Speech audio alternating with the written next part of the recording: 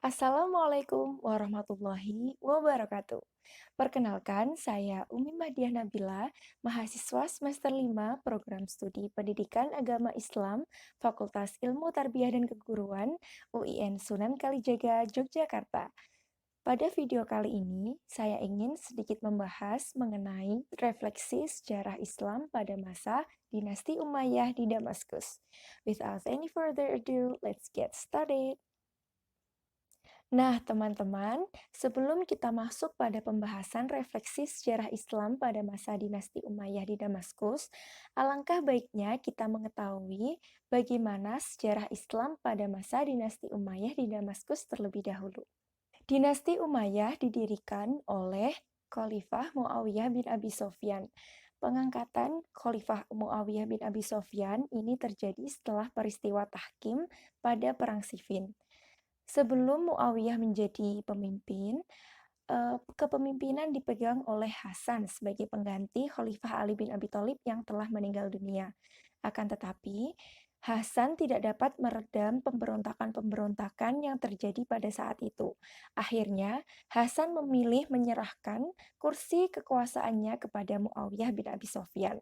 Nah, pada saat itulah Muawiyah resmi menjadi pendiri dan sekaligus khalifah pertama dinasti Umayyah. Nah, teman-teman, perlu kita ketahui, pada masa ini Islam juga mengalami perkembangan dalam berbagai hal. Salah satunya yaitu dalam bidang pendidikan dan ilmu pengetahuan. Akan tetapi, seiring dengan berjalannya waktu, terdapat beberapa faktor yang menyebabkan dinasti Umayyah ini semakin lemah dan berujung pada keruntuhan. Beberapa penyebab dari keruntuhan ini antara lain yaitu kebiasaan hidup mewah yang selalu dilakukan oleh keluarga istana.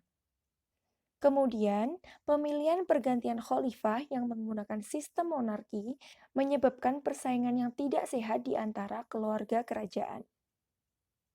Serta perhatian para pemimpin kerajaan terhadap masalah keagamaan pun juga semakin berkurang. Hal-hal tersebutlah yang menjadi alasan atau faktor penyebab keruntuhan dinasti Umayyah. Nah, sekarang teman-teman sudah pada tahu kan sejarah singkatnya tentang dinasti Umayyah di Damaskus? Oke, selanjutnya sekarang kita akan masuk pada pembahasan yang utama yaitu refleksi tentang sejarah Islam pada masa dinasti Umayyah di Damaskus.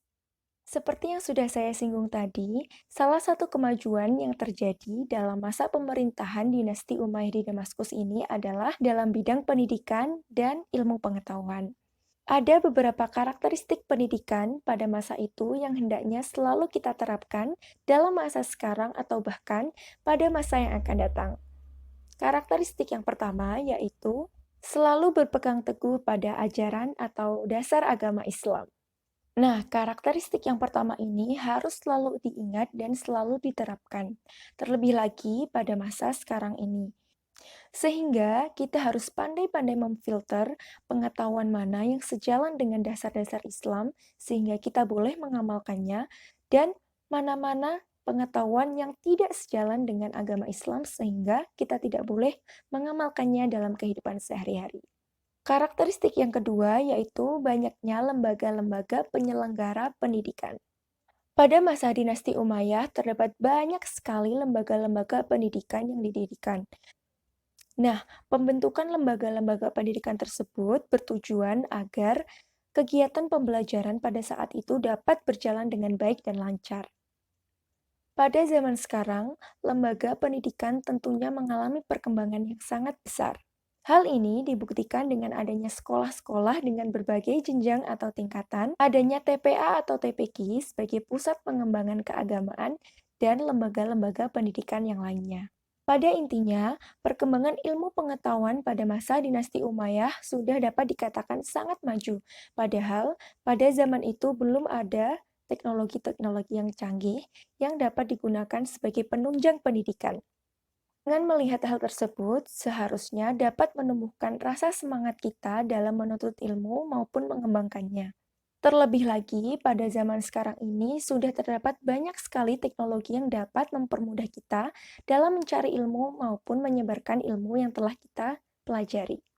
Nah, teman-teman, jika kita menengok kembali pada penyebab kehancuran dinasti Umayyah, ada beberapa hal yang dapat kita jadikan refleksi sehingga kesalahan-kesalahan pada zaman dahulu tidak terulang kembali.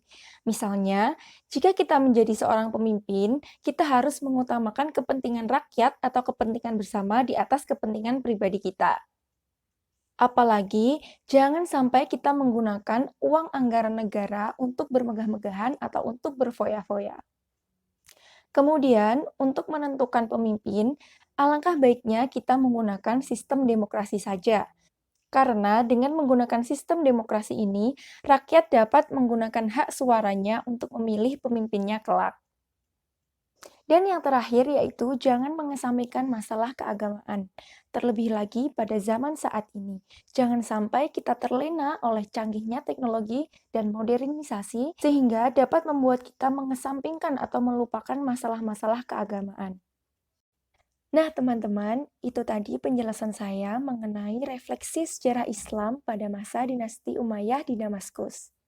Saya harap setelah menonton dan menyimak video ini, teman-teman bisa tahu bahwa sejarah Islam memiliki peran yang sangat penting dalam kehidupan kita pada saat ini.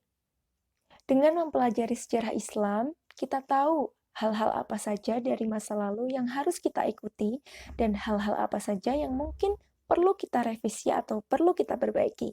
Nah, sekian video dari saya kali ini. Semoga video ini bermanfaat bagi teman-teman semuanya.